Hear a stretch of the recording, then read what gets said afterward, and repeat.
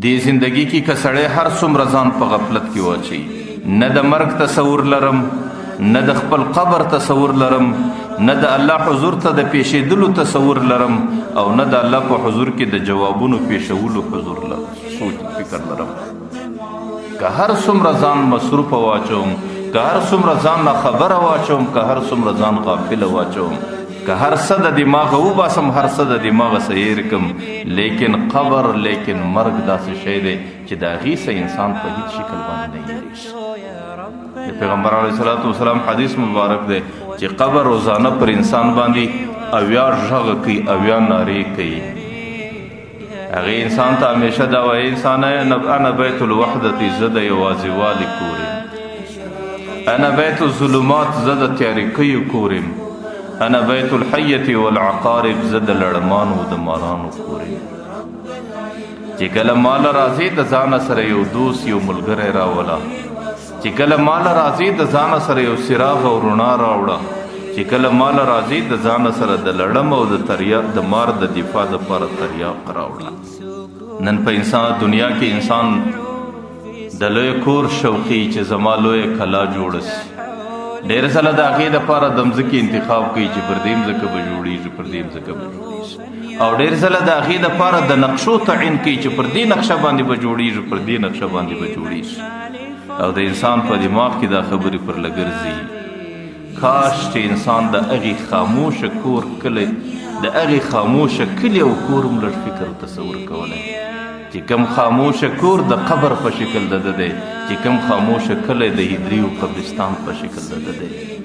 جلته نه یو دوست د سړي سره خبره کوي، هلته نه څوک د چا فریاد اوري، هلته نه څوک د چا کومک له راځي، هلته نه څوک د چا د نصرت کولو وس و توان لري.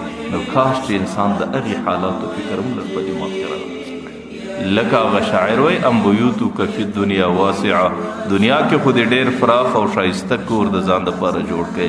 فلیت بیتک بعد القبر یتسع، کاش د مرګ سبا دیم الله یو فراخ کور درکړی وی او د فراخ کور فکر او سوچ در سره پیدا سوی وي. نن په دنیا کې د انسان ډېر ځله په خپل اولاد باندې تسلي کیږي چې کله د دنیا یو مشکل راپېښ شي نو دی د اولاد په ذریعه باندې ډېر مغرایي، وایي زه خو دومره سړي یم، دومره مړه لرم. او ډېر ځله سړی د مال او دولت په خاطر باندې ډېر مغرایي چې زما سره خو پیسې دي، که کاختې راسي، که ګراني راسي، که هر څه راسي، زما سره څه فکر و غم زما سره دی. لیکن انسان باندې یو داسې ورځ هم را روانه ده، الله تعالی د هغې ورځې متعلق وایي، یوم لا ینفع مال ولا بنون.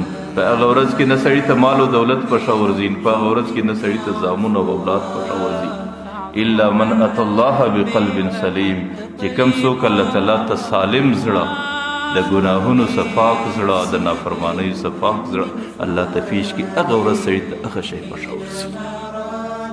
نو زه دا وایم چې د دنیا د انسان ضرورت به په زامنو باندې پوره سي، او د دنیا د انسان ضرورت به په مال او دولت باندې به سړی پوره کړي.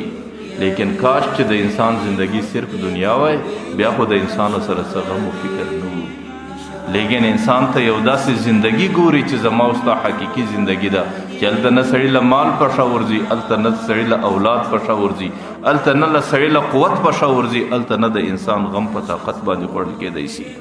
هلته چې کوم سړي صفا زندگی د الله تعالی حضور ته پیش کړه، هغه شی د انسان دپاره نفع ده، هغه شی د انسان دپاره ګټه ده.